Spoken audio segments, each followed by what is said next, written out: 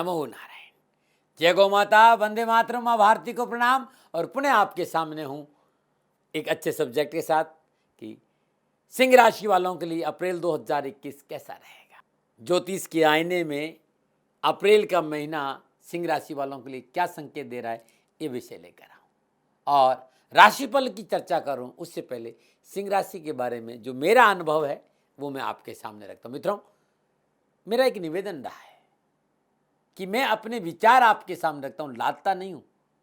और आपको कहीं भी परेशानी लगती है तुरंत वीडियो बंद करिए, तनाव मत लीजिएगा, कि मेरा जीवन आपके लिए है, आपको खुशी मिले, मैं ये प्रयास करता हूँ। क्योंकि ज्योतिष से मेरा लगाव है, लेकिन मेरा मंतव्य कभी आपको दुखी करने का नहीं होता है। आपके कहीं काम आ जाऊं, ये मेरे जीवन का सौभाग्य है। सिंह राशि वालों के लिए अप्रैल का महीना कैसा रहेगा, उससे पहले सिंह राशि वालों की कुछ खूबियां और कुछ कमियां, और सिंह राशि वालों को किसके साथ मित्रता करना चाहिए, किसके साथ व्यापार करना चाहिए या किनके साथ शादी करें।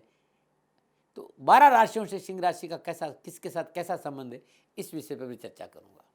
तो सबसे पहले सिंह राशि की खूबियां। सिंह राशि के लोग बड़े सहज, हृदय और विश्वसनीय और ईमानदार और सफल नेतृत्व क्षमता से परिपूर्ण होते हैं।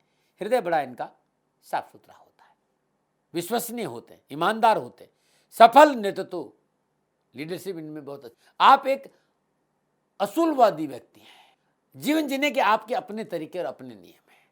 महत्वाकांक्षा, रचनात्मकता, ऊर्जा आप में बहुत बहुत है, ये आपकी बहुत बड़ी खूबी है।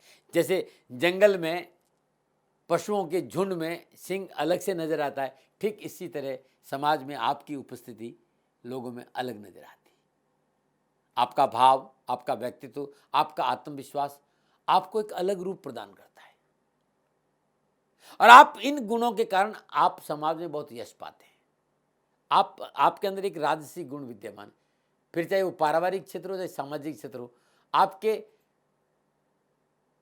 अपना अपना जीवन शैली है आपका, और ये गुण आपको प्रत्येक रूप में विद्यमान रहता है। आप जिस क्षेत्र में भी रहेंगे उसकी एक अलग गरिमा होगी जो अन्यासी लोगों को ध्यान अपनी ओर खींचती है। आप में गजब की नेतृत्व करने की क्षमता है, जिसका भरपूर लाभ आपको व्यावसायिक तौर पर और सामाजिक तौर पर आपको मिलता है। अब आपकी कमियां, बहुत जल्दी आपके भीतर में अहंकार के बीज उत्पन्न हो जाते हैं, जो आपके लिए ठीक नहीं, जिसको नियंत्रण करना आपके लिए बड़ा मुश्किल टास्क। बहुत शांत रहते हैं आप, लेकिन अचानक आप आक्रामक रवैया अपना लेते हैं। इसके कारण आपके आसपास का वातावरण आपके लिए प्रतिकूल बन जाता है। स्वयं के प्रति अत्यधिक सुरक्षात्मक रवैया आपको दूसरों के विचारों को अपनाने में अवरोध खड़ा कर देता है।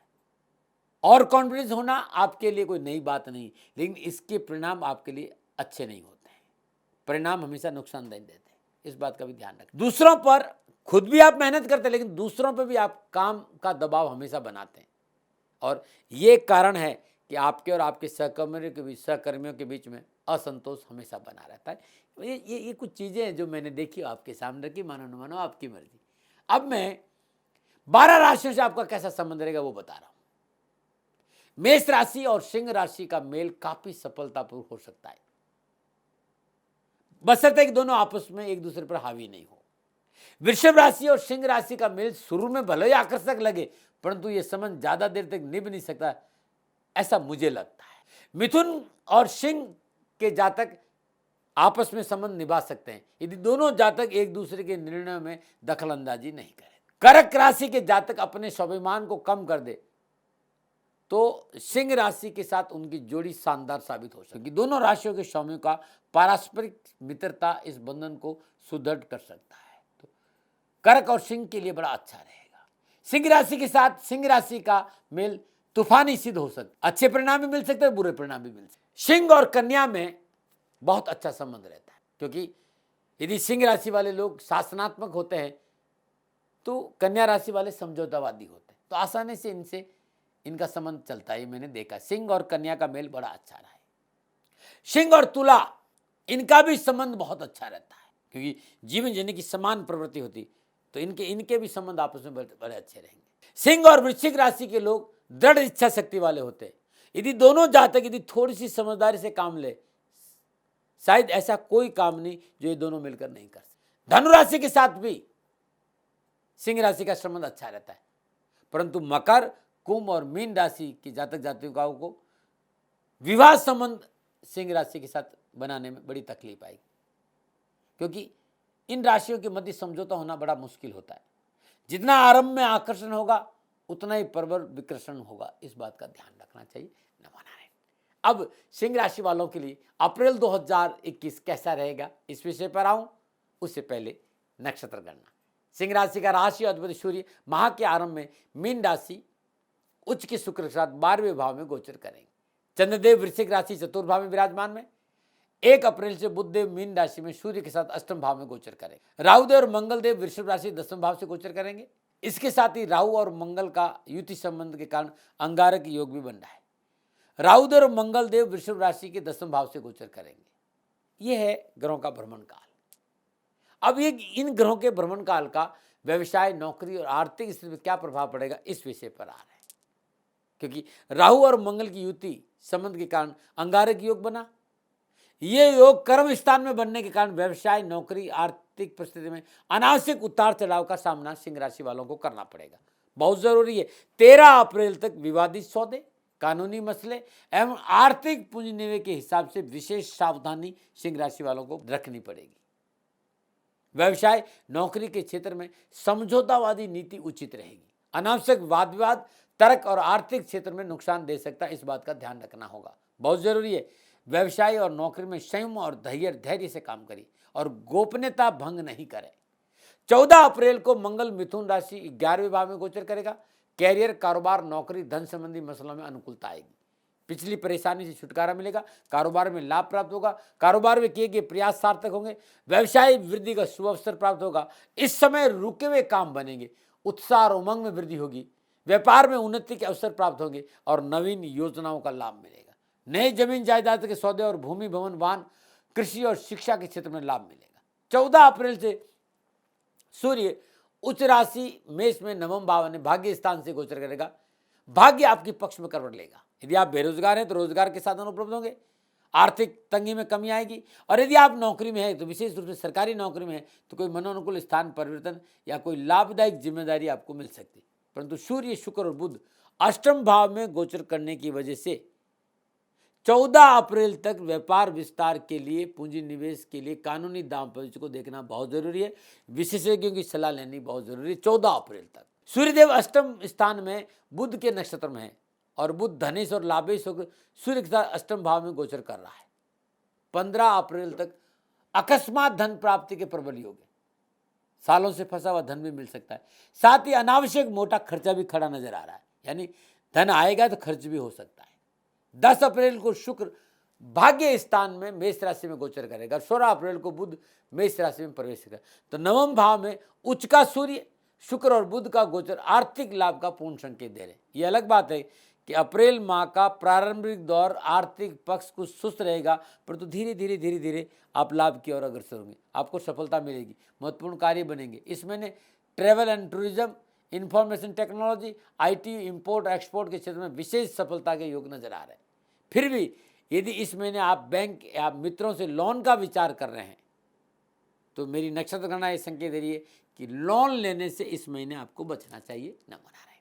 सिंह राशि वालों, पारिवारिक और सामाजिक दृष्टिकोण अप्रैल के महीने में कैसे रहेगा, इस विषय पे बात कर रहा हूँ। पारिवारिक दृष्टिकोण से सिंह राशि वालों के लिए अप्रैल का महीना सावधानी का संकेत दे रहा है। इस महीने आपको विशेष रूप से वाणी पर संयम रखना, धैर्य और संयम से निर्णय लेने, अन्यथा पारिवारिक कलह का सामना करना पड़ेगा।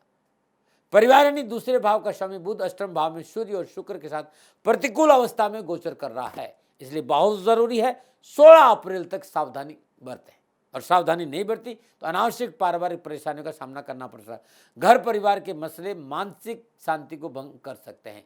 परंतु माह के प्रारंभ में, परंतु माह के 6 अप्रैल को बृहस्पति देव की नवम पूर्णदर्शी दूसरे भाव में होने के कारण समझौतावादी नीति अपनाने से परेशानी से परिवार के वृद्ध सदस्यों का और ससुराल पक्ष से मनोनुकूल सहयोग प्राप्त होगा। घर में नए मेहमान के आने का पूर्ण संकेत है और जब घर में नया मेहमान आएगा तो अतिथि सत्कार का शुभ अवसर भी आपको मिलेगा। इस महीने बहुत जरूरी है अपने अंदर निराशा का भाव नहीं रखें। छोटे भाई बहनों से प्यार और बड़ों के प्रति आदर और छोटी मोटी गलतियों को नजरअंदाज करने की कोशिश करेंगे तो अच्छा बीत जाए। पारिवारिक मसलों में अनमने भाव के कारण अपनों से दूरी का संकेत।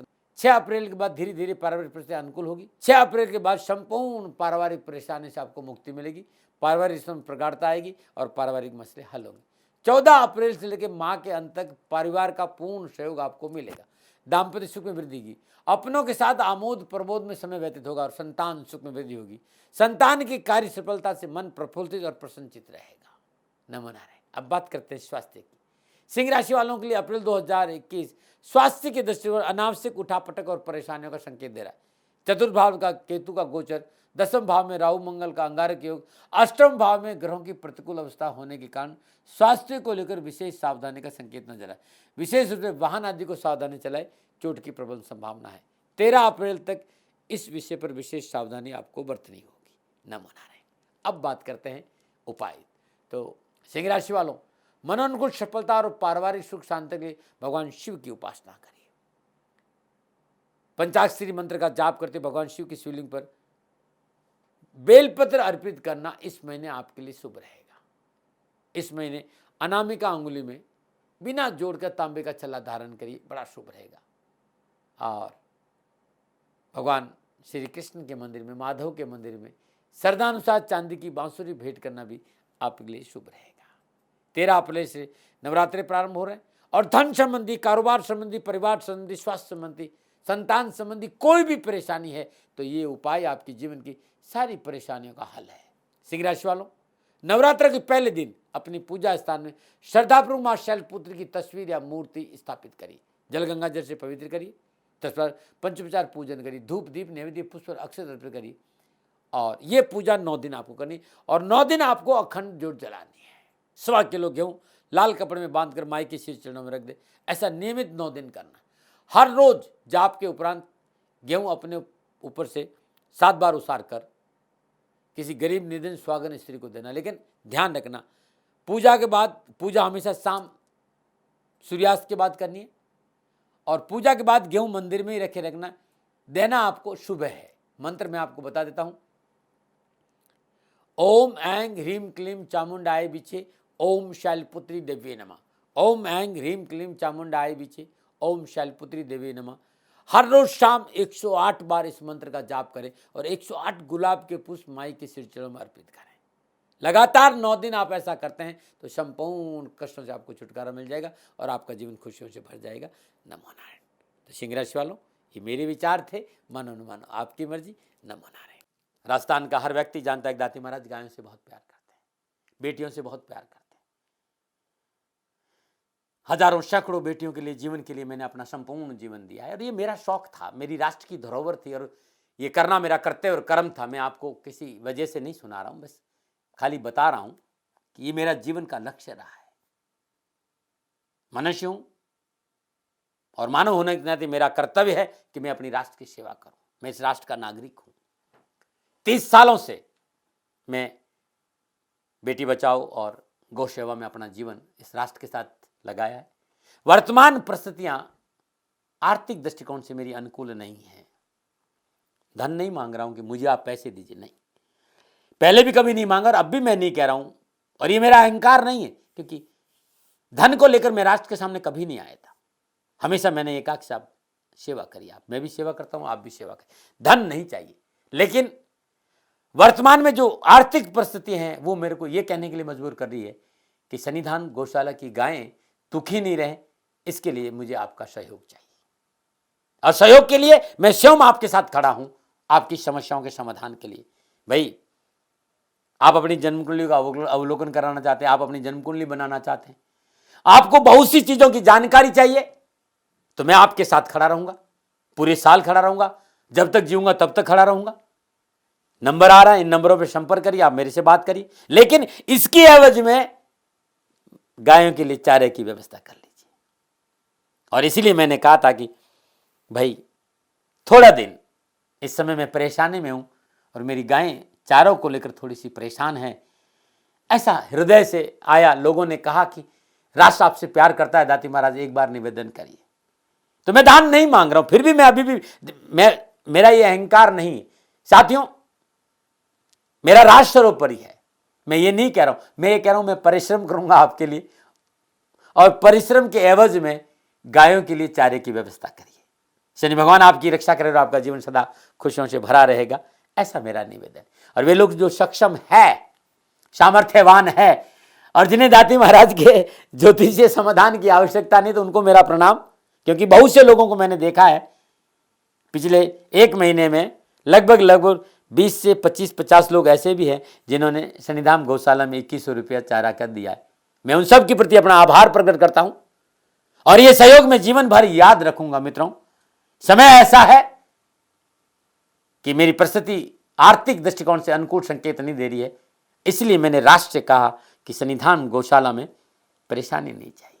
सरकार सपोर्ट कर रही है, अपनी सीमाओं में रहते हुए जो सरकार करती है, लेकिन उससे पूरा नहीं पड़ता है, ये आप भी जानते हैं। शासन की अपनी एक सीमा है और अपनी मर्यादा है, और शासन के पास और बहुत से काम है। लेकिन फिर भी मैं आप सभी का धन्यवाद देते हुए हृदय से पुनः एक बार निवेदन करना चाहता हूं कि आपको लगता है कि दाती महाराज के साथ शनिधाम गौशाला में खड़ा रहना है, तो नंबर है, जरूर सहयोग करें। मेरा कोई दबाव नहीं है, प्रार्थना थी। ओम नमो नारायण, ओम नमो।